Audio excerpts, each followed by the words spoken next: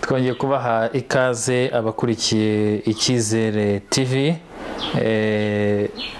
Amahoro y'Imana n'umugisha byayo bane namwe aho muherereye hose, abari mu mujyi wa Kigali, abari mu ntara, abari ahagiye hatandukanye ndetse no muri diaspora, tubifurije amahoro y'Imana bane namwe. Nkuko mubibona kuri ekara z'Icyizere TV, tubafitiye umutumirwa ari we Padiri Twagirayezu Emmanuel, akaba yongeye kugaruka mu kiganiro cyacu. Ntabwo yaje wenyine, ahubwo yazanye n'umuvandimwe wacu nawe Shehe Mubaraka Nshimiyimana, nkuko mubona nawe ngira ngo yabasuhuza. Ni mu kanya rero tukaba tugiye kuganira ku nsanganyamatsiko ivuga iti igisibo mu madini. Baraza kutuganirira ku gisibo mu madini, yaba ari Isilamu, yaba ari muri Katolike ndetse n'andi madini yagiye abaho yemewe n'Imana nk'idini ry'Abayahudi. Ubwo rero reka no kwizimba mu magambo, hanyuma badupfundurire agaseke batuzaniye. Reka dutangire twakira umuvandimwe wacu Padiri Twagirayezu Emmanuel. Ni kari kuri mikoro za Icyizere TV no kuri ekara za Icyizere TV. Arakoze Shehe kumpa ijambo. Mbanje gushimira Imana, nsabira n'intumwa yayo Muhammad, kandi nshimira n'abakurikira yicano Icyizere TV. Ni iby'agaciro gutanga ikiganiro hano kuri iyi cano. Mbere kugira ngo twinzire neza mu kiganiro nyirizina, reka tubanze dusobanukirwe n'igisibo icyo ari cyo.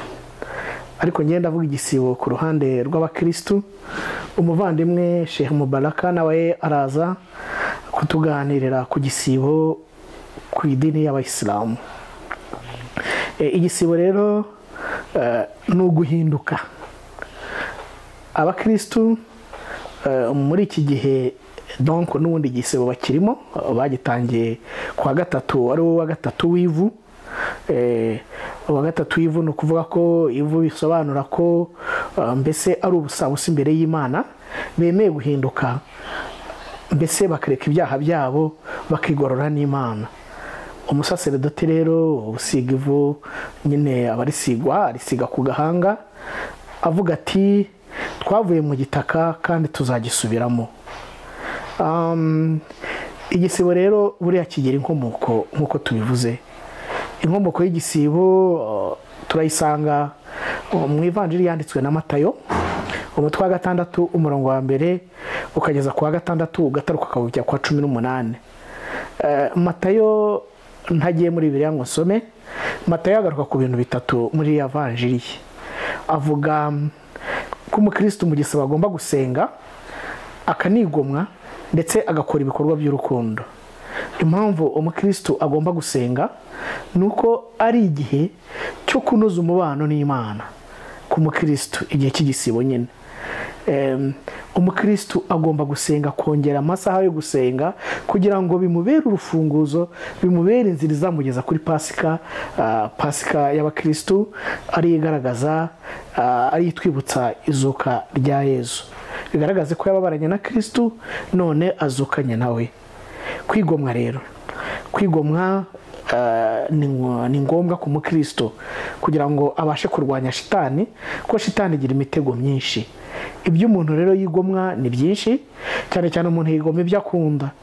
Ariko iyo tuvuze igisibo abantu bumva ikintu cyihuse, gusiba kurya. Ibyo rero ibyo kurya abakristo bigomwa babifashisha abakene kuko bakeneye inkunga. kandi igisibo twavuze ko nanone Matayo yavuze ko ari ibikorwa by'urukundo. Ibyo bikorwa by'urukundo aho bakusanya inkunga, yaba ari amafaranga, imyambaro, ubundi butabazi bugezwa ku babigenewe kandi koko bakeneye inkunga koko. Igisibo rero nanone ni igihe cy'iminsi 40. Ni igihe cy'iminsi 40. Tubisanga muri Luka umutwe wa 4 umurongo wa 1 kugeza kwa 13, aho Yezu yajyanywe na Roho Mutagatifu mu butayu akajya gusenga, akamara y'iminsi 40. Iminsi 40 mu butayu atarya atanywa, ngo nuko aza gusonza shitani ishaka kumushuka kugira ngo imuvane muri mudu yararimo. Ariko Yezu kwera imbaraga yari yambaye, imbaraga afite, shitani ntabwo yigeze imushobora. Igisibo rero kigira inkomoko igisibo gifite mu isezerano rya kera. Tubisanga mu gitabo cy'umuhanuzi Yonasi umutwe wa 3 umurongo wa 1 kugeza kwa 10, aho Yonasi yabwiraga abanyaninive. Bivuge ko Yonasi yatumwe n'Imana kuburira abanyaninive ko nimba baticujije Imana izarimbura Ninive. Icyateye Imana gutuma kuri Yonasi ku banyaninive nuko Ninive yari umujyi urimo ibyaha, umujyi urimo kubangikanya Imana, urimo urukozasoni, ibintu byinshi. Ariko abanyaninive bumvise ubutumwa Yonasi abagejejeho, barihana bisubiraho, ndetse n'umwami wabo yemera gukura igishura cye, yambara ibigunira nisiga n'ivu kugira ngo atangaze igisibo mu mujyi hose. Nuko bisubiraho mu gihe cy'iminsi 40. Imana rero ntiyarimbura umujyi wabo. Ikindi ahandi tubona igisibo ni muri Yoweri, umuhanuzi Yoweri umutwe wa 2 umurongo wa 12, aho Yoweri yabwiye abaturage amagambo Imana yamutumye, ati nimugarukire Imana n'umutima wanyu wose, mwigome mu byo kurya, murire kandi muganye, mushishimure imitima yanyu, mureke ibyo mwambaye, maze mugarukire Uhoraho Imana yanyu, kuko igwa neza kandi ikagira n'impuhwe. Igisibo rero ni igihe Imana igaragazamo impuhwe, kubera ko nyine abantu baba bayambaje, kandi bigirira akamaro uwo ari we wese wakoze igisibo, kuko hari ubuzima yari arimo wenda budasobanutse, none agiye mu buzima bwiza bumufasha kunoza umubano we n'Imana. None ni bande bemerewe gukora igisibo? Igisibo cyemewe gukorwa n'abafite imyaka y'ubukure. Birumvikana imyaka y'ubukure ni ukuvuga iyo umuntu yumva amaze kugeza mu Rwanda ubu ngubu dusigaye tuvuga ko imyaka y'ubukure ari kuri 16 gusubiza hejuru. Wenda umuntu wese wumva koko akomeye kandi aramutse anafashe aretse ibyo kurya bitamugiraho ingaruka, ubwo ashobora gusiba n'ubyemerewe. Kandi mu bakirisitu igisibo ni itegeko. Impamvu ari itegeko nuko iriya migenzo Matayo yatubwiye, umwanditsi w'ivanjiri Matayo, intumwa ya Yezu Matayo, yavuze imigenzo 3 ariyo dusanga muri Matayo 6 rimwe 6 gataruka kugeza kuri 18. Hari imigenzo yatubwiye gusenga, kwigomwa, ndetse no gukora ibikorwa by'urukundo. Ku mukristo wese uri mu gisibo ahamagariwe gukora iriya migenzo kugira ngo abashe gutunganya igisibo cye. Murumva rero ko bisa nka agomba kugira imigenzo agomba kugira, urumva ko ari itegeko. Bitabujije ko harimo abakica wenda iyo migenzo ntibayikurikize, ariko burya ntiwamenya ngo yishe igisibo bitewe n'uko igisibo wagitunganyije ni byiza, wowe ubizi n'Imana yawe. Ariko umuntu wo hanze wenda ntiyamenya ko wishe igisibo keretse ubikoze ku mugaragaro ukacica abibona. ubwo wenda niho ashobora kukugira inama akakuganiriza akakugarura mu murongo, cyane cyane mu bakristo koko babashije kwimika Imana mu mitima yabo. Igisibo rero ni cyiza kuko gituma umuntu yongera kwisubiraho kugira ngo bimubere inzira yo kuyoka Imana ku buryo bwuzuye. Ndumva muri make igisibo ntakivuga muri ubwo buryo. Ubwo ibindi bibazo turagenda cyangwa ibindi bisobanuro turagenda tubireba tubisobanukirwa tumaze kumva nuko Isilamu nayo ifata igisibo. Igisibo muri Isilamu bisobanuye kwigomwa, ukareka kurya no kunywa n'ibindi bikorwa byose bishimisha umubiri nk'imibonano mpuzabitsina n'uwo mwashakanye. Ibyo bigakorwa guhera umuseke utambitse kugeza nimugoroba izuba rirenze, ufite umugambi wo kwiyegereza no kwiyegurira Imana. Icyo ni cyo gisobanuro muri Isilamu cy'igisibo. Igisibo rero kikaba ari itegeko ry'Imana ku bemera Imana bose, dusanga muri Korani isura ya 2 ku murongo waho w'183. Korani iragira iti yemwe abemera mu kuri mwategetswe gusiba nk'uko n'abababanjirije nabo bategetswe igisibo kugira ngo murusheho gutinya Imana no kuyigandukira byimaze.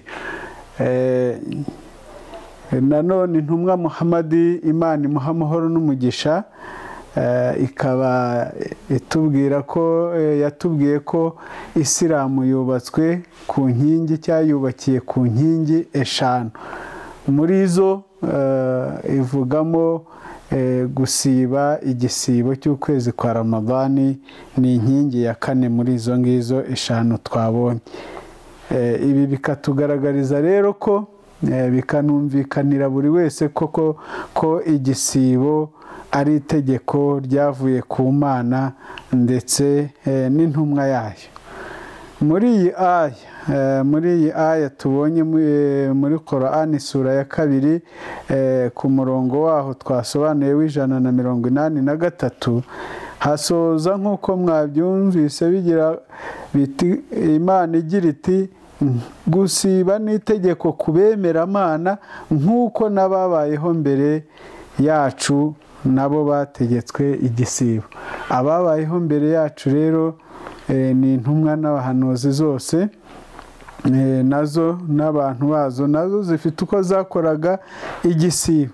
Yewe n'igisibo cyabo hakaba na kimwe na bimwe muri Isilamu nabyo dukora dutera ikirenge mu cy'intumwa n'abahanuzi, kubera ko idini ya Isilamu ni idini yemera Imana ikemera n'intumwa n'abahanuzi bose, ntawe tuvangura mu ntumwa.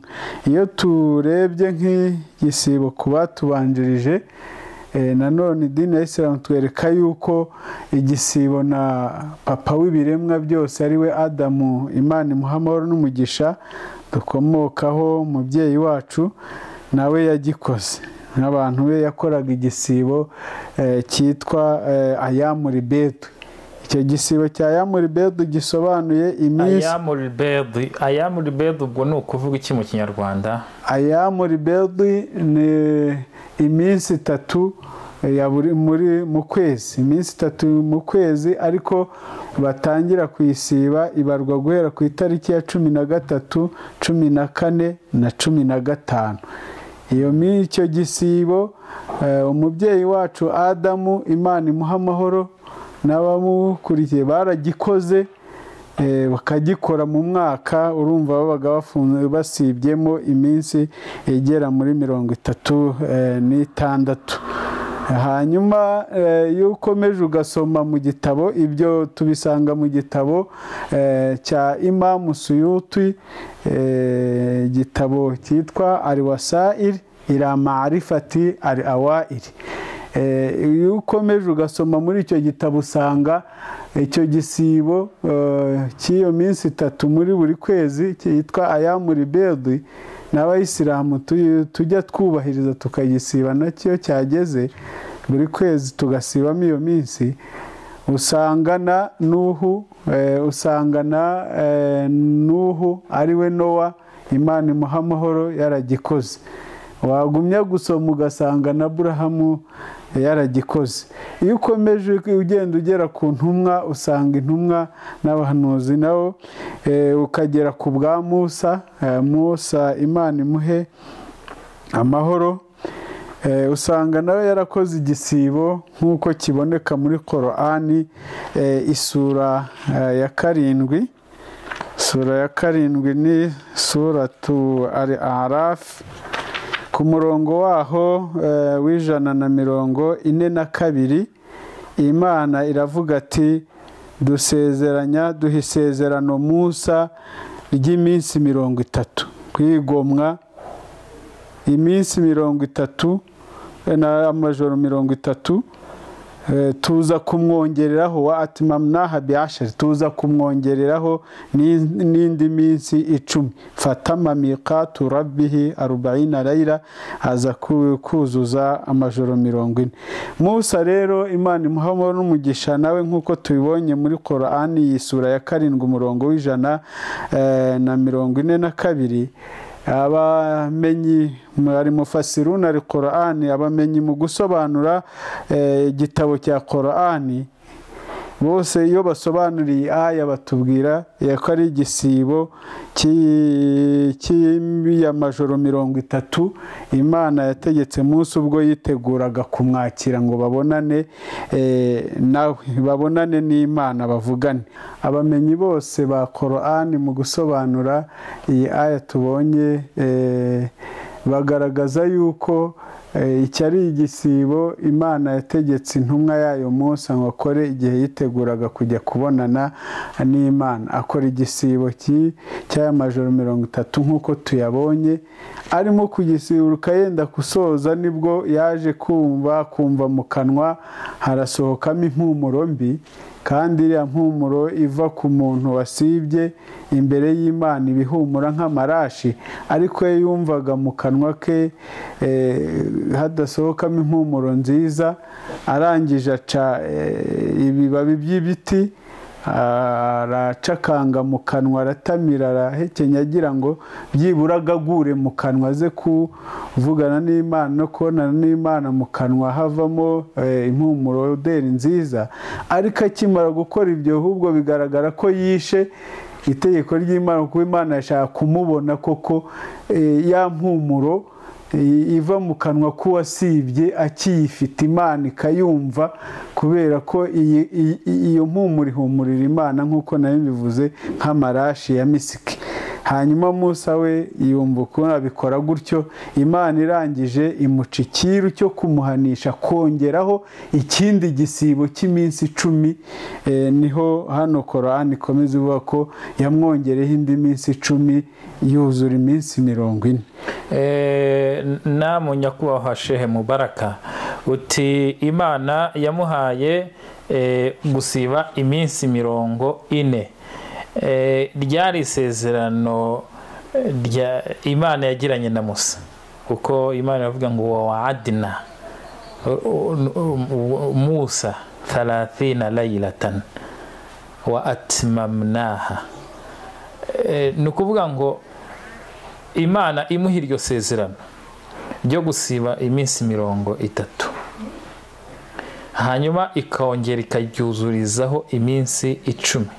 Iyo nkuru uvuga ko ngo yujujije iyo minsi 40 hongeyeho iyo minsi 10, yaba ari inkuru y'ukuri cyangwa ni Israiliyati?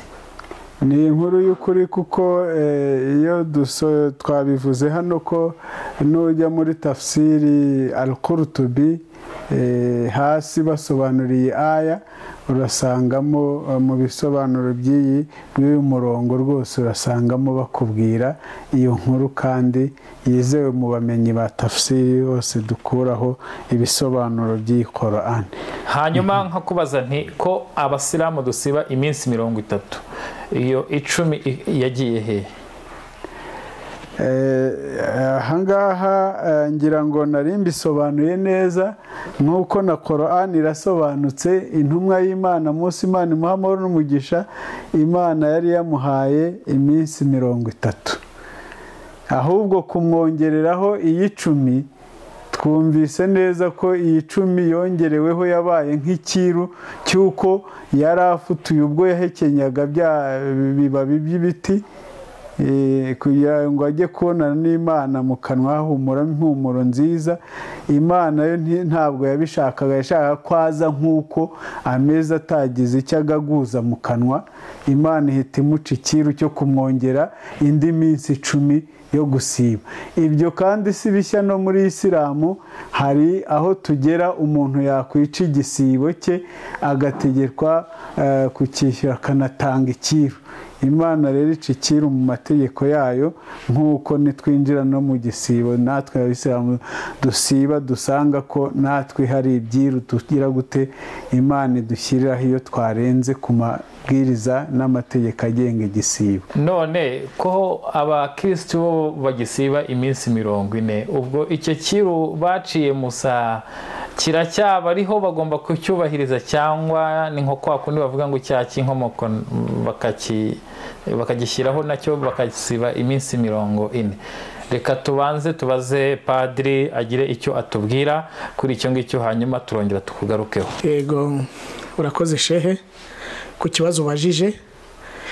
Ngiye numva iyo minsi 10 yiyongereyeho Imana haye Musa, nkuko shehe yaramaze kubisobanura avuga ko Musa yaba yarariye ibibabi kugira ngo agagure mu kanwa, nuko bikaba iminsi 40. Impamvu mbyumva nuko Musa ari we wavanye Abayisiraheli mu Misiri igihe bakoraga imirimo y'uburetwa batotezwa. Ubwo urumva ko yarari kumwe na buriya bwoko Imana yashatse gutabara, mpambe yashyize muri gahunda zayo kugira ngo batabare. Numva rero bagombaga gukurikiza umuhango Musa yahawe n'Imana. Twavugaga Yesu we ko yaje agasiba iyo minsi 40. Yesu impamvu yasibye iyo minsi 40 kuko atasibye 40 nuko Yesu akomoga no mu Isiraheli, yagomba gukurikiza umuco rero yasanze. Bivuga ngo Musa amaze gucibwa icyo kiro cy'iminsi 10 byahise bibitegeko ku Banyayisiraheli bose. Ubwo nyine kuko ari wabitangiye, ubwo byabaye kuko bagenda Musa ni intumwa bagendera ku byo yakoze. Ubwo urumva ariko nimba yaratumwe n'Imana kubatabara, ibyo yakoraga byose umuryango w'Imana wagombaga kubikurikiza nk'umukurambere mukuru.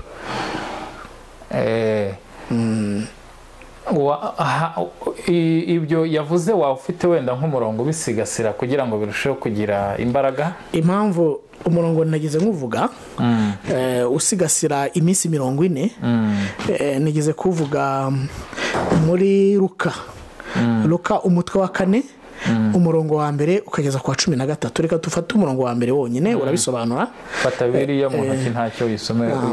Yezu yuzura umwuka wera ava kuri Yorodani ajyanwa n'umwuka mu butayu, amarayo iminsi 40 ageragezwa n'umwanzi.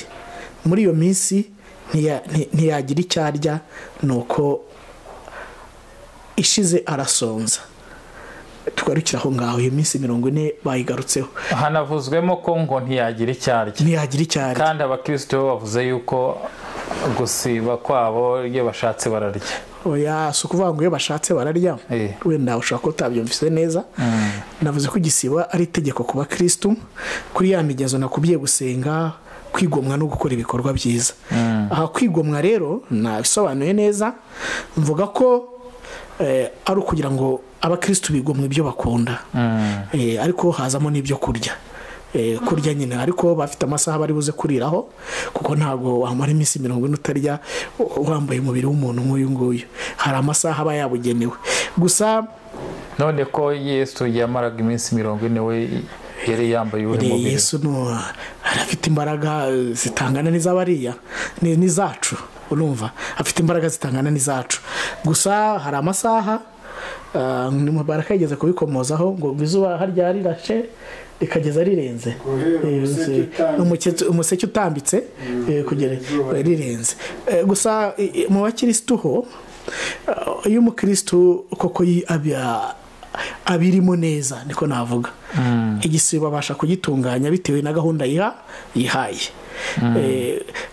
Agendeye kuki inzira, mbese Bibiliya yabisobanura uburyo igisibo gikorwamwo, cyangwa se nimba wenda Yesu atarabisobanuye mu buryo burambuye, abigishwa be baba barasobanuriye abakristo muri rusange uburyo icyo gisibo gikorwamo? Nabivuze Matayo, twize kujya kwa Matayo 6:1-6 turavuga tuti hari imigenzo, ureba muri kamera, hari imigenzo umukristo agomba ya ngombwa agomba gukora nyine, gusenga, kwigomwa no gukora ibikorwa by'urukundo. Gusa ngiye ndi mu kiliziya, nongere migarukeho, uburyo umuntu niwe ubasha kwihinzira ifatika, kuko nta teoloji igaragaza uko umuntu azabyitwaramo ihari, usibye ko umuntu yavuga ati igisibo cyatangajwe, nimba cyatangajwe, ariko kwiyiriza byo biba birimo birumvikana kugira ngo baze gusenga. Ariko ntiwavuye ngo nafashe, ushobora kwiyiriza yenda kuva mu gitondo kugeza nimugoroba ukaza kugira icyo ufata, urumva. Ariko mu bakristo bongera ngo kubona nabo bashakanye ntabwo biziririjwe, ntabwo biziririjwe ku manywa y'igisibo. Ku manywa y'igisibo, usibye ko iyo umuntu ari mu gusenga nyine hari ibyo yigomwa, ashobora kuvuga ati nigomwa iki ngiki, akanyota karamufasha, wenda tuvuga urugero arakomeza yirize, cyangwa iyo wiyirije hari ubwo ngubwo wigomwe byose wongera kubisubiramo wihaye amasaha ageze, wenda ukavuga uti nihaye kuva 12:00 kuza kugeza 12:00 za nimugoroba. Mbese umukristo niwe wimagina uko ari bwiyirize, ntabwo ari itegeko, ariko ni umunsi, yiha umunsi wose akavuga ati ngiye guhera nda 12:00 za nimugoroba nze kuza kugeza 4:00 nze kugira icyo mfata, yongere gutyo yiha umunsi. Iyo minsi 40 ntabwo ari itegeko. Oya, ni itegeko ku mukirisitu. Twavuze ko igisibo ari itegeko. Iyo bayishe nabo bakora cya kiro cy'iminsi 10 nk'icyo Mose yahawe, cyangwa biterwa n'umuntu wari we, ashobora kumva ati wenda nisha igisibo bikamubabaza, akavuga ati reka wenda ngire ikiru ntanga cyo guhongerera iki cyaha nakoze. Ari imagine nta tegeko rihari rivuga ngo azatange bazakora ibi. Reka tubaze Shehe Mubaraka, we iyo umuyisilamu yishe igisibo bigenda gute?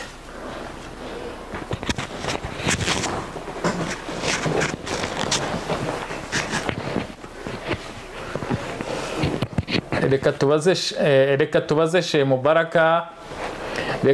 Shehe Mubaraka, tubwire y'umusilamu we yishe igisibo bigenda gute. Padiri amaze kutubwira ko nta tegeko rihari ryihariye ku mukristo iyo yishe igisibo akurikiza, nyamara twari twabonye ko watubwiye ko Musa yishe igisibo gusa ashakisha impumuro mu kanwa kugira ngo aze guhura na Nyagasani, Imana ihita imuca ikiru cy'iminsi 10 ayuzuza kuri ya minsi 30.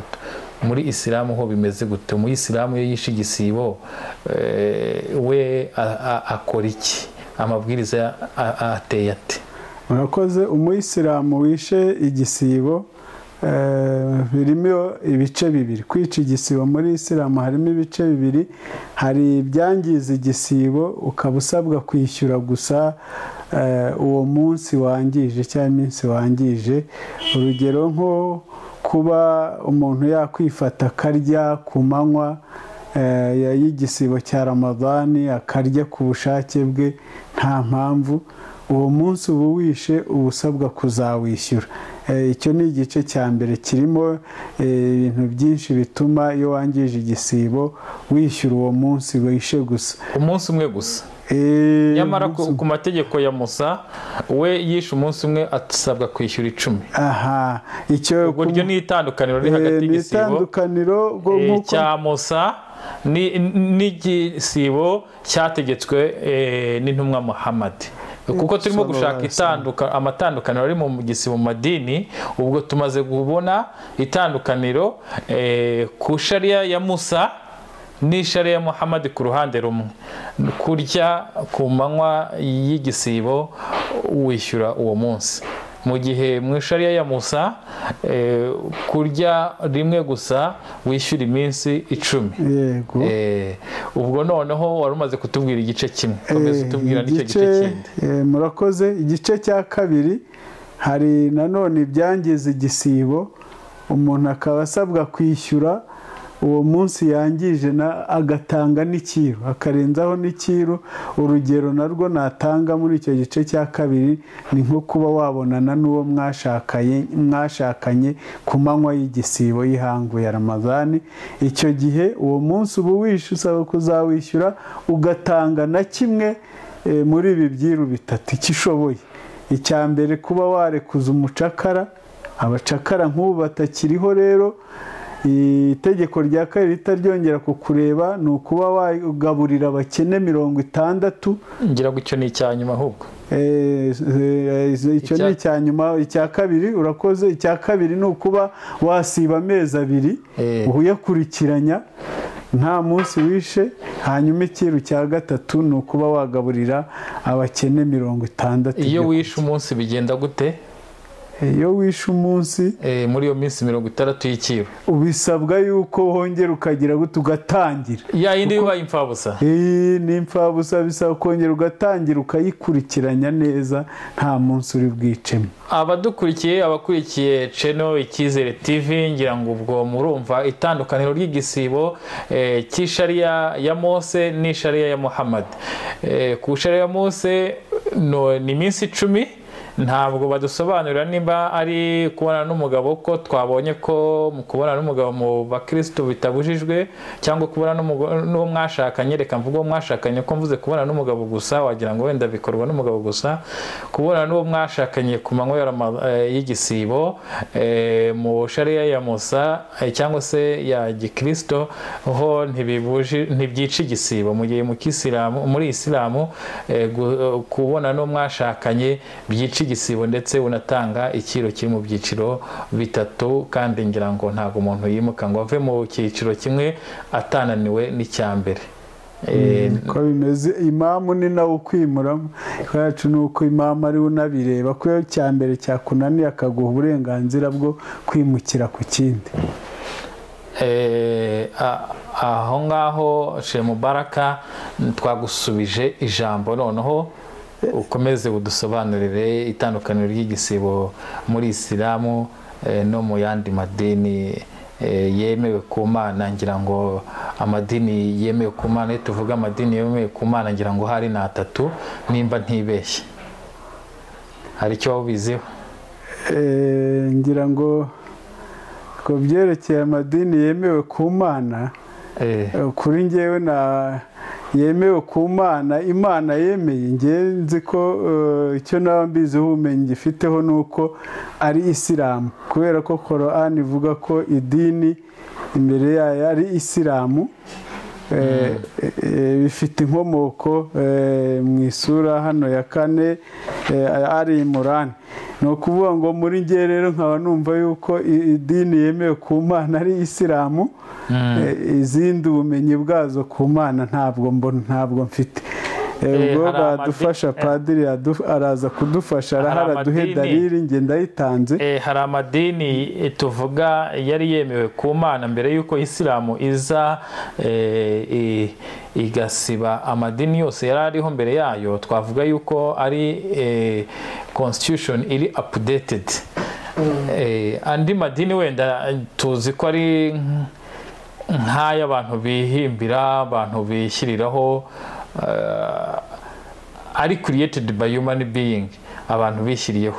ariko nge nkurikije uko ibitabo bivuga buriya idini ry'abayahudi ni idini riva heavenly religion, idini riva mu ijuru cyangwa se dinu samawi nk'uko mu cyarabu tuvuga dinu samawi cyangwa se heavenly religion, idini ryavuye mu ijuru. Marayika kaza Gaburiyeli agatumwa ku ntumwa ati Imana imbwiye ibi n'ibi n'ibi. Idini rya Kiyahudi rero ari ryo Musa yari ahagarariye, iryo ni idini ryavuye mu ijuru, ryaje Imana yararyemeraga, ariko ubwo nitujya ubwo twasa nkaho twatandukiriye ikiganiro, ariko kubera yuko turi mu gisibo mu madini niyo mpamvu tubivuzeho. Ubwo idini rya Kiyahudi ni idini riri acceptable ku gihe cyaryo, ku gihe cya Mose. Noneho hakaza idini rya Nasara, Christianisme, ubukristo, uko Yesu yaje atumwe ku bakristo b'abanyayisirayeli nabo. Urumva yuko iyo yaje kwa pudetinga idini ry'abajeduayisme ry'abayahudi. Noneho haza Isilamu ariyo yazanywe na Muhammad, noneho iza ariyo ije ari dini alamiya, ni ukuvuga ngo universe, idini riri universaire, mpuzamahanga, kuko muri Qur'ani buriya tushobora gusangamo imirongo igaragaza ko Muhammad atari intumwa y'Abarabu gusa, ahubwo yari intumwa ku bantu bose, ari intumwa ku Bayahudi, ku Bakristo, ari intumwa ku birabura, mbese ari intumwa ku mahanga yose. Hari ibimenyetso no muri Sira, urabizi ko yandikiye Muqawqis Azim Rum, uyu yari umwami w'Abarome ya Roman Empire. Hakaba yandikiye umwami Najash, yamwandikiye ibaruwa imusaba kuba umuyisilamu, yandikira amahanga yose ababwira ati asilimu tasilimu, mube abayisilamu muragira amahoro. Bivuga yuko rero aba bose yabandikiye izo zandiko bari Najashi yari ahagarariye abirabura, uwo muri Ethiopia Abyssinia. Uwo Azim Rumi wo ba Perisi yandikira Abarome, yandikira Abaroma, mbese ni ukuvuga ngo bose yabatumweho. Ndetse na Qur'ani iza noneho ivuga yuko wama arsalnaka illa rahmatan lil alamin, ngo ntabwo twakohereje uretse ko uri intumwa, uri impuhwe ku biremwa byose. Rahmatan lil alamin, uri mercy for all, uri impuhwe ku bantu bose.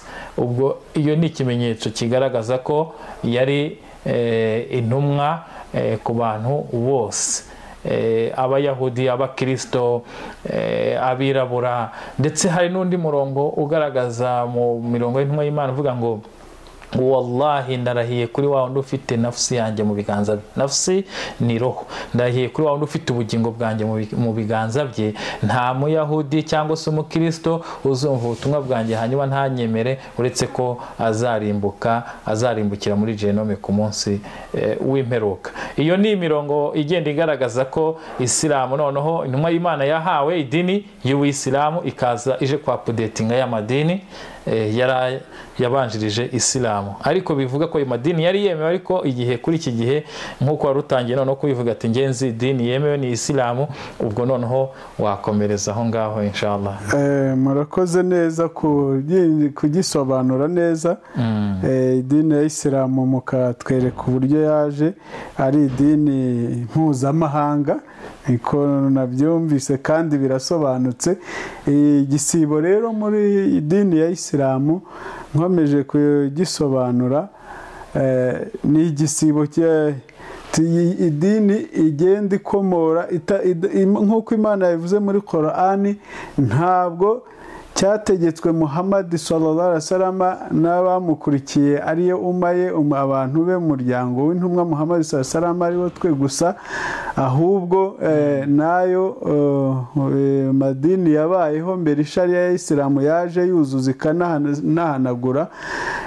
Ngira ngo mwumvise yuko nabo bafite inzira bakoze igisibo, ariko igisibo muri Isilamu kikaba nk'uko twabisobanuye itandukaniro rihari.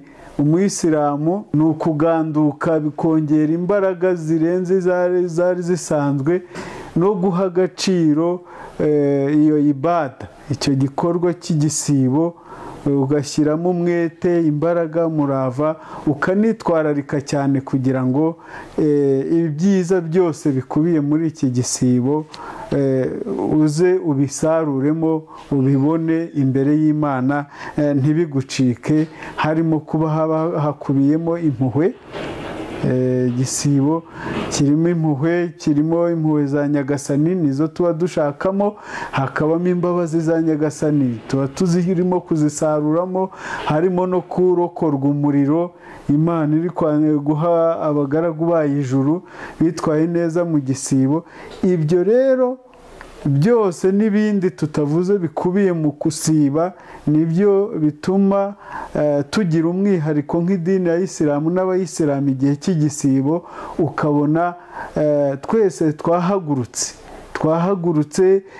ukabona muri karitsiye, mu gihugu, ukabona abasilamu bafite imbaraga kuri iyo ibada y'igisibo, koko babirimo neza, babihagazemo neza, bifite imbaraga ku buryo n'uhise wese ahita amenya ati abayisilamu ko tubona impinduka zidasanzwe bari mu gisibo. Igisibo kikamenyekana cyane Ramazani cyane kubera uburemere n'agaciro abayisilamu bagiha. Mbona ko uwo ari umwihariko wa mbere urimo ugaragara kurusha wenda igisibo mu yandi madini. Ikindi nuko twabibonye isharia ya Isilamu. None se Mubaraka, uti ubona ari we mwihariko cyane ku madini. Ese uwo mwihariko ni artificiel, ndashaka kuvuga yuko ari umwihariko mpimbano cyangwa ni umwihariko ugendeye kuri teachings and instruction, ndashaka kuvuga ushingiye ku nyigisho z'idini? Uyu mwihariko ushingiye ku nyigisho z'idini, amahame y'idini, kuko nk'uko twabibonye muri Korani mu mirongo twagiye dusoma, bigaragaza ko iri tegeko ry'Imana imaze kuritegeka hasi tubwira ati kugira ngo murusheho kubasha gutinya Imana cyane no kuyiyegereza. Urumva haba harimo gukangura abantu no gushaka kugira ngo koko ibyo Imana iduhishiye cyangwa itwifuriza by'umusaruro w'igisibo kugira ngo koko tugire tuwubone. Turawukorera rero, abayisilamu barawukorera, ugasanga bari mu bikorwa.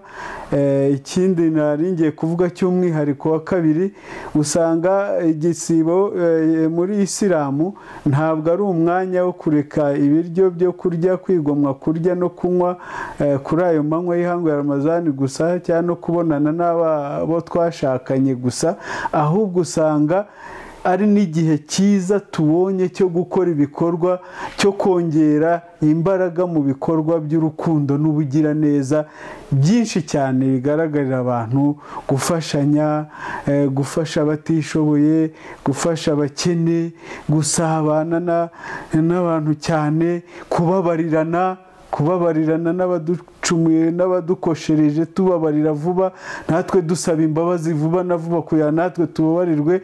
Ugasanga n'undi mwihariko mbona Isilamu igira cyane kurusha ikindi gisibo biba bitagaragara mu bisibo by'andi madini, nk'uko padiri yabivuga ko ubona nta kidasanzwe kinini babifata nko byoroheje, bigakorwa n'ushatse kandi n'umwe wumva yabishyizeho cyangwa umugambi.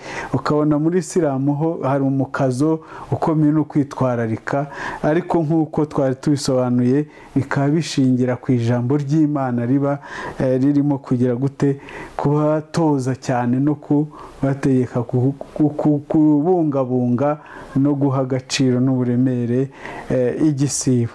Uti ntabwo mu gisibo cya Kisilamu gishingiye ku kwiyiriza ubusa gusa cyangwa se kureka ibyo kurya n'ibyo kunywa n'abafasha, harimo no kugira urukundo n'impuhwe. Kubera iki mu gisibo gusa indi minsi bitakorwa?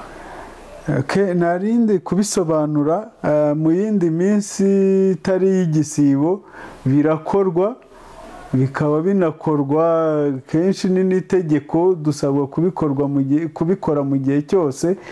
Ariko aho nari nshyizeho umwihariko nuko usanga mu gihe cy'igisibo, kubera ko n'igisibo kiba cyajemo hari ukundi kiri gusaba abantu gushyira imbaraga mu gukora ibikorwa by'ubugandukiramana, usanga bya bintu n'ubundi byakorwaga no mu minsi isanzwe tubikora, ugasanga mu gisibo noneho bongereye imbaraga cyane, kubera no gushakisha nyine ko byabafasha no kugira ngo iki gisibo bari gukora nacyo bibe impamvu y'uko Imana yakibakirira. Reka tugaruke kuri padiri. Namwe nyakubahwa padiri, wigeze kutubwira ko igisibo ahanini cyabaye itegeko ku bantu b'i Nineve kugira ngo Imana itaboreka. Mubaraka yarari kutubwira ko igisibo Abasilamu bagikora kugira ngo barusheho gutinya Imana.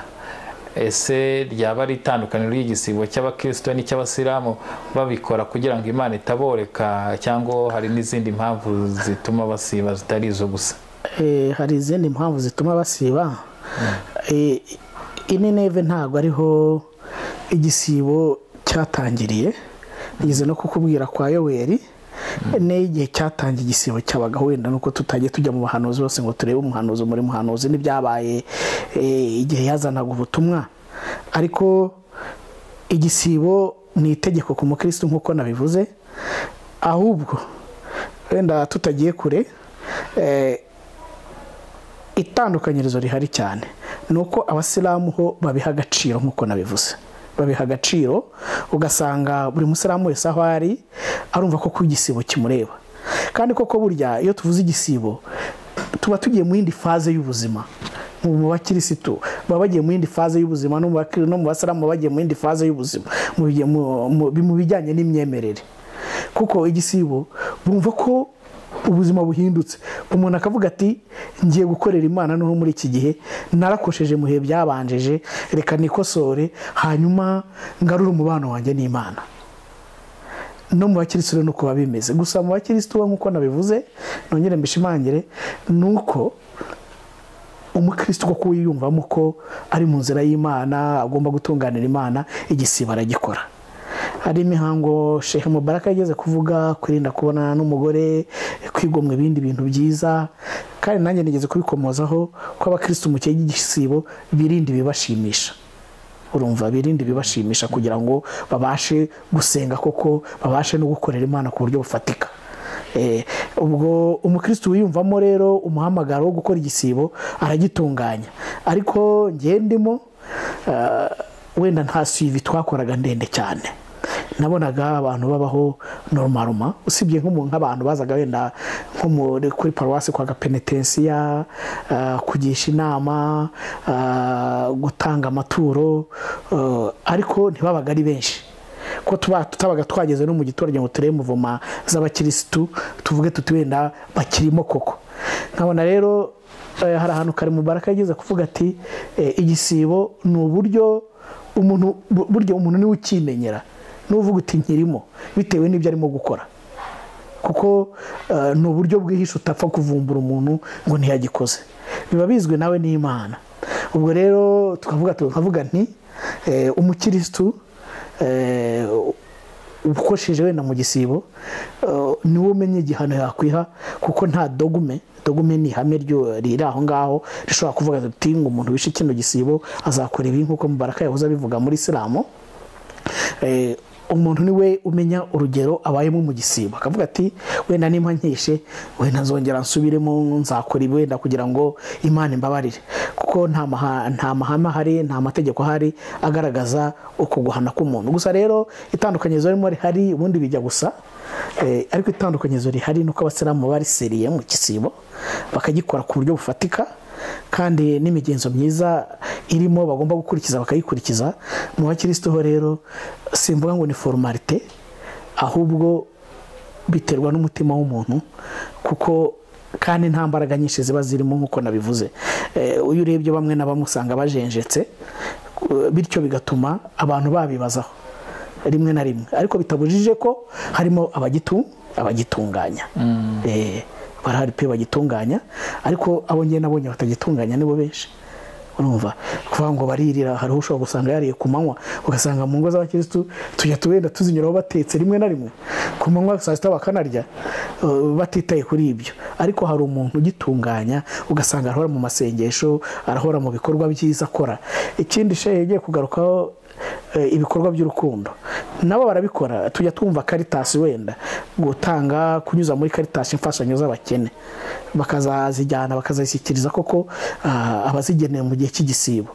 Gusa usanga kwitanga wenda nabyo wenda kuba gukeya kuri bamwe na bamwe. Ariko muri Isilamu iyo bavuze ngo abantu bitange, usanga niyo nka rwose yagize icyo ikora.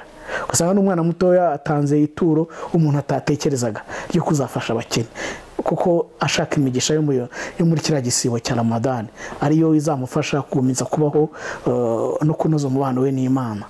Ubwo rero buriya agahugu kwako n'akandi kwako, wenda bafite uko babona ibintu, bamwe ahangaha n'abandi bakaba bafite uko babona ibintu, ariko ndumva imbaraga zo mu bakristo ziba zitari nyinshi cyane. Harimo abagikora, ariko mu basilamu ngiye uko mazimo iminsi mba mbona na ba bandi bitwa batajya basare, njyabona mu gihe cya Ramadani bajya basare. Hari ahantu nari ntuye muri quartier hano mu mujyi Rwamagana, hari abantu bajyaga bacuruza, noneho ukabona n'abasilamu ntibasare. Ariko mu gihe cya Ramadani hari igihe nabaga ndi mu rugo bakaza kunyaka amazi, duha amazi dusenge. Kandi mbere ntibabikoraga, babaga bicariye aho ngaho, ukabona ko ari ibintu bahaye agaciro. Hari n'ibindi bajyaga bakora bidahuye n'ukwemera kwa Isilamu, bakaba bagira nk'akantu bafata k'akayoga cyangwa k'iki, ahubwo ibyo gihe bakazeka. Ariko iyo bya Ramadani yaragira bakisura muri bya bindi, nanone ugasanga ni ikibazo. Ariko Ramadani bakayiha agaciro.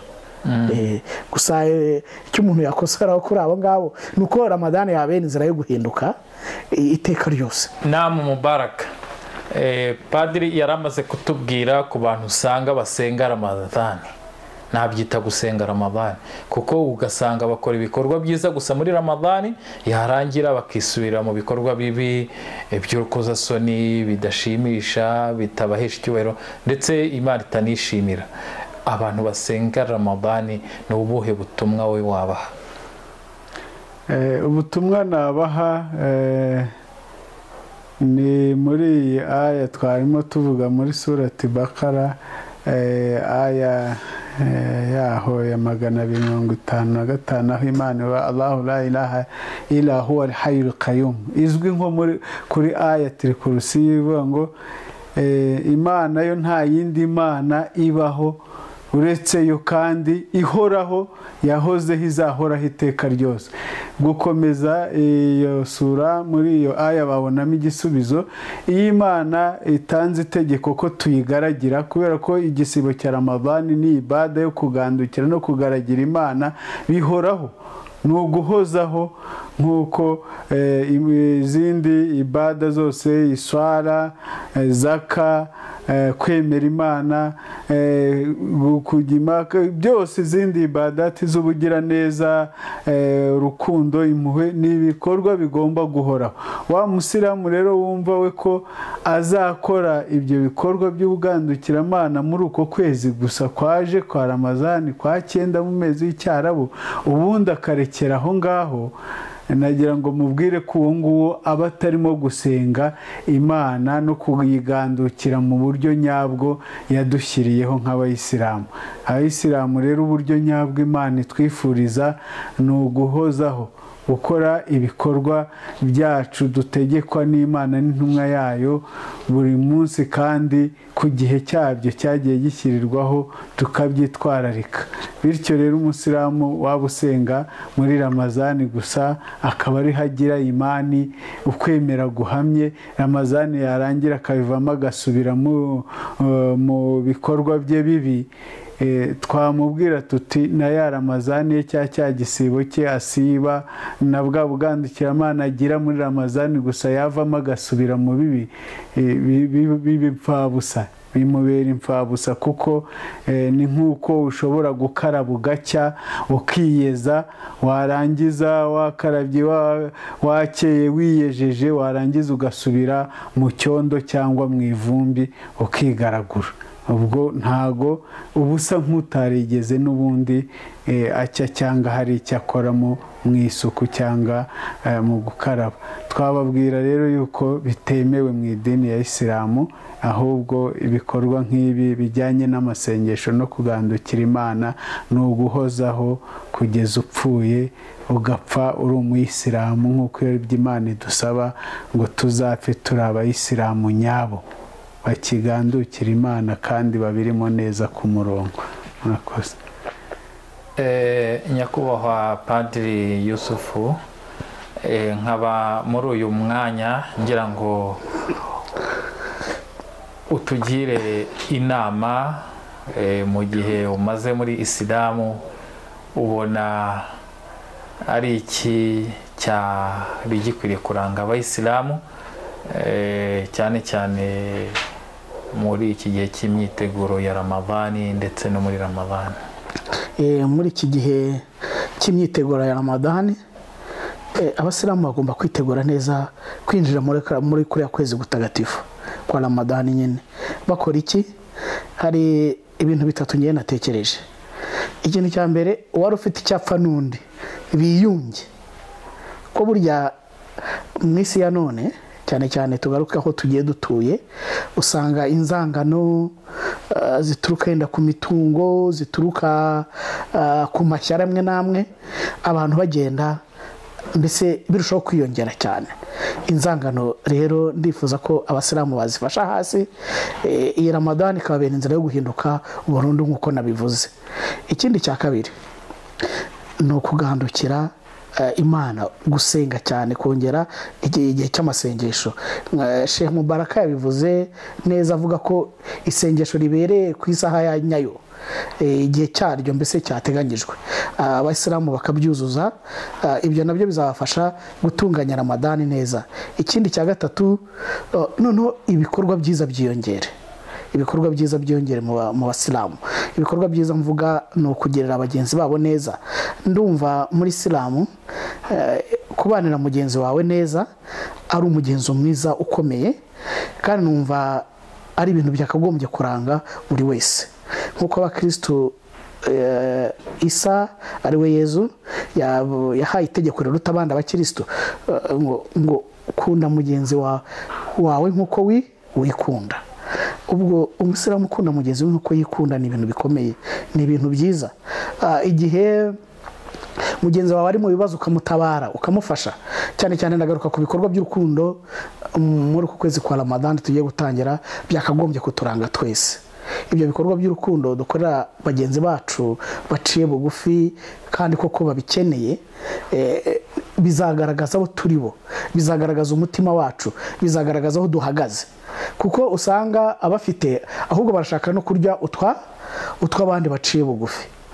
Ahubwo twebwe abafite muri Isilamu bagire icyo bagenera abakene, yaba ari amafaranga, yaba ari indimi, ari ubundi bufasha bwagirira akamaro abo baciye bugufi, ko bizagaragaza abo turi bo.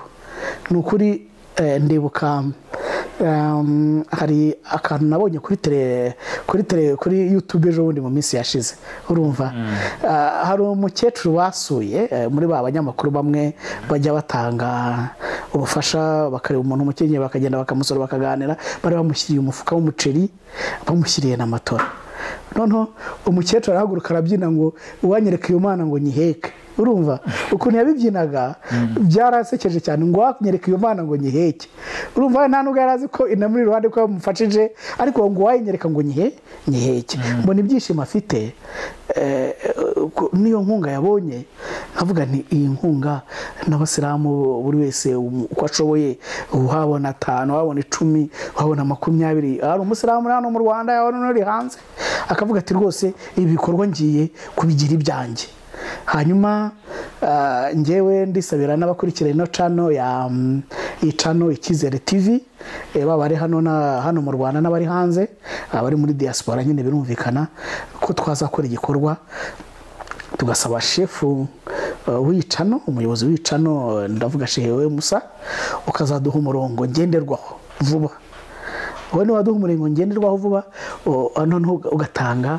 icyerekezo cy'ukuntu twazashaka inkunga Icyizere TV kikazageza ku bakene icyo mu gihe cya Ramadhan kikagiye icyo kigenera abakene urumva Icyizere twavuga ati iyi ni inkunga y'Icyizere TV yageneye abakene muri iki gihe cya Ramadhan noneho natwe twishakira imigisha reka kuba muri iyi si ni ukwishakira imigisha mw'abantu mwe kuba muri iyi si ni ukunezerwa kandi kunezerwa ni ukuvugwa neza n'abantu nicyo kintu cya mbere mbona kunezerwa ni ukuba wumva ko nta kibazo ufitanye na Allah kunezerwa ni ukumva ko muri wowe utujije nta muntu mufitanye ikibazo ubwo rero iyo nkunga natwe twishakire iyo migisha ni ukuri uzaduha umurongo ndagira ngo mbisabe abakurikira ino channel bari hano mu Rwanda n'ahandi n'izindi nshuti z'icano kugira ngo rwose umurongo uzawuduhe natwe tugire igikorwa dukora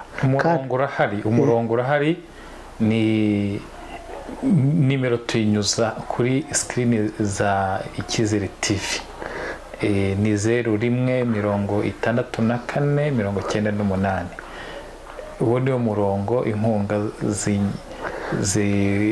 zikwiriye kujya zinyuraho za Icyizere TV wenda noneho tushobora kongeraho tugashyiraho komite ishinzwe kubisansibiliza ngira ngo namwe mukayibonekamo byarushaho kugira ishusho nziza n'icyo gikorwa tukazaba turi kumwe n'abandi bakifuza gufatanya natwe batwandikira inbox cyangwa se bakoresha iyo nimero igaragara kuri screen kandi nukuri bizarushaho gutuma tugira nukuri tuzagira umugisha cyo duharanira twese no kwitegurira ijuru kandi ijuru tuzatangira kuritegura turi hano ku isi ntago ku munsi w'imperuka ariho tuzava ngo duteguye ijuru dutangira hakiri kare twishakira ibyiza kandi gushaka ibyiza no gukora ibyiza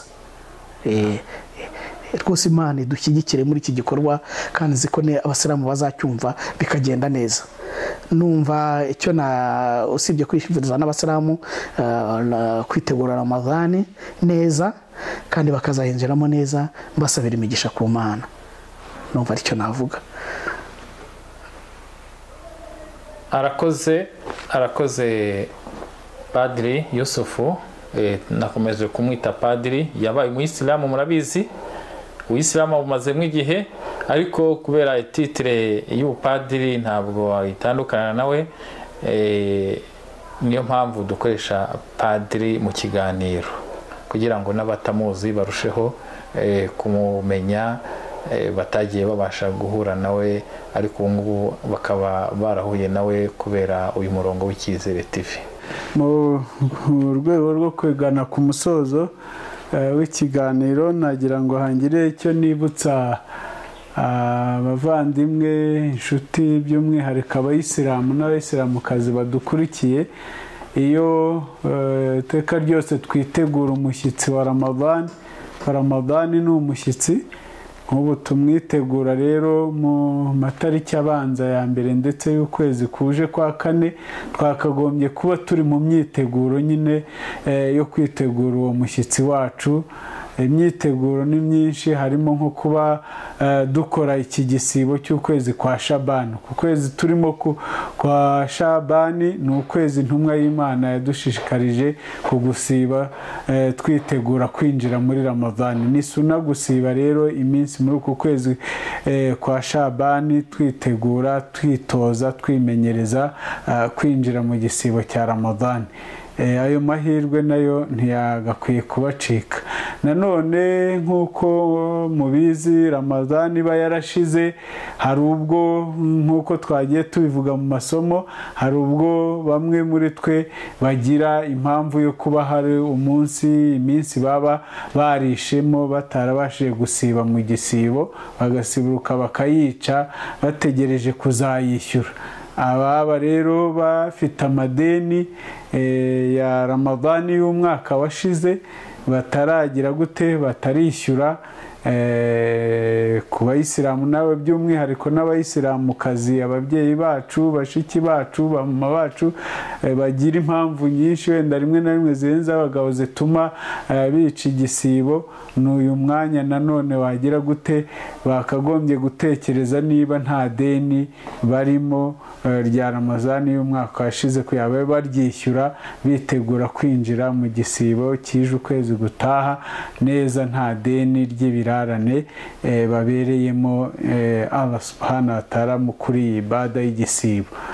Nkaba nsoza rero nanjye mvuga ko Ramadani nk'uko mu nyigisho twatanze byaciyemo, atari kwitegura no gusiba gusa tureka kurya no kunywa n'ibindi bigendanye n'ibyo, ahubwo ni no kwitegura ibikorwa by'impuhwe n'urukundo n'ubugiraneza. Nabyo byakabaye mu myiteguro ubu twitegura, kuko igisibo gihishemo ibanga rikomeye cyane ritwereka abakire gusabana n'abakene, kuko nibwo abakire muri twe twumva ko inzara ibaho kubera ibada y'igisibo, umuntu akigomwa akiyiriza atabuze ibyo kurya, ariko akumva ko na ba bandi koko bajya bavuga bati mwamfunguriye ko naburaye, ko mburaye, ko mbwiriwe, tukumva inzara yabo bajya bagira uko ibabaza, bityo tukabagirira impuhwe. Ni byiza rero muri twe mu bayisilamu barimo abayisilamu batishoboye turabafite, n'abatari abayisilamu, kuko ineza, ibikorwa by'impuhwe n'urukundo n'ubugiraneza bireba bose, bireba abantu bose n'ibiremwa byose. Ni umwanya rero mwiza w'abayisilamu kuba twaba twegeranya inkunga zacu dushaka ifutari tugomba kugira gute kuzaha abasibye muri twe n'abandi bababaye mu rwego rwo gusabana nabo mu gisibo. Inkunga yacu rero tukayegeranya kuri iyi cano n'ubuyobozi bwayo bw'Icyizere TV, tugahamagara tugatangaho inkunga yacu ikabungwabungwa n'ubuyobozi bw'Icyizere TV, hanyuma bukazadufasha kuyishyira mu bikorwa bayigeza kubo igenewe, batabasha kubona ifunguro ryo gufutura ku mugoroba basiburutse, n'abandi bose bababaye basaba yuko twabasanga mu rwego rwo gushaka imigisha n'ibihembo ku Mana. Turasaba rero abayisilamu guhera none hamwe iminsi yose kuba buri wese ugira icyo arya akaya n'icyo asagura kugira icyo inkunga yatera kuri cano Icyizere TV, arimo gutegura ku ifutari yo kuzaha abasibye badafite icyo gufuturu mu gisibo cya Ramadani. Uyu ni wo mwanya, Imana ibaha umugisha kandi murakoze. Ku bazadukurikira bose n'abadukurikiye, assalamu alaikum wa rahmatullahi wa barakatuh. Reka Padiri Yusufu Twagirayezu agire agakeregeshwa yashyiraho kuri iki kiganiro tunagera ku musozo wacyo.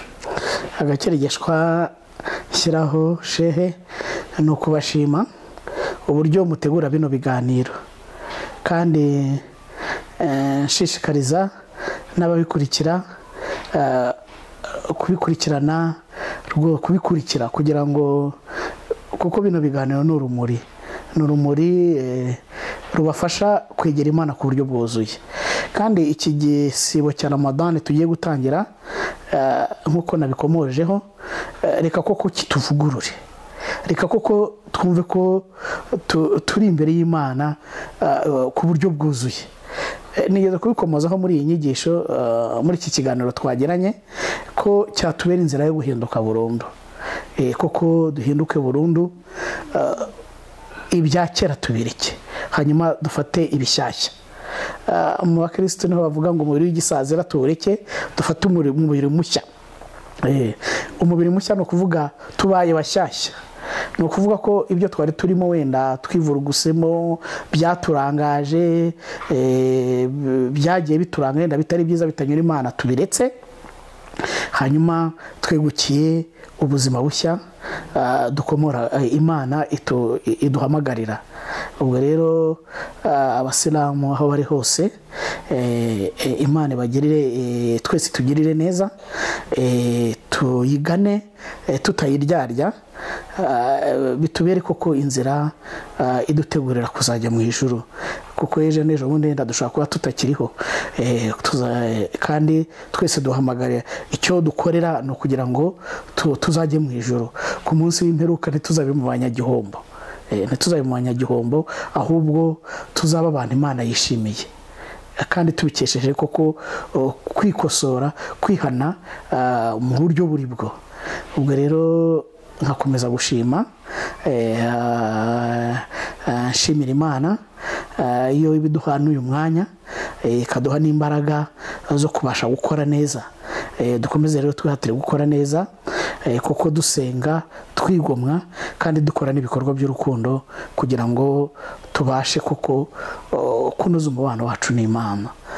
Kandi ndasaba n'abakurikira kino kiganiro wenda bashyashya gukora subscribe kugira ngo bajye ibiganiro by'icano na gahunda z'icano bazajya ba update buri gihe, ko babashe mbese kuba mu murongo mwiza babikesha inyigisho nziza zinyura kuri icano.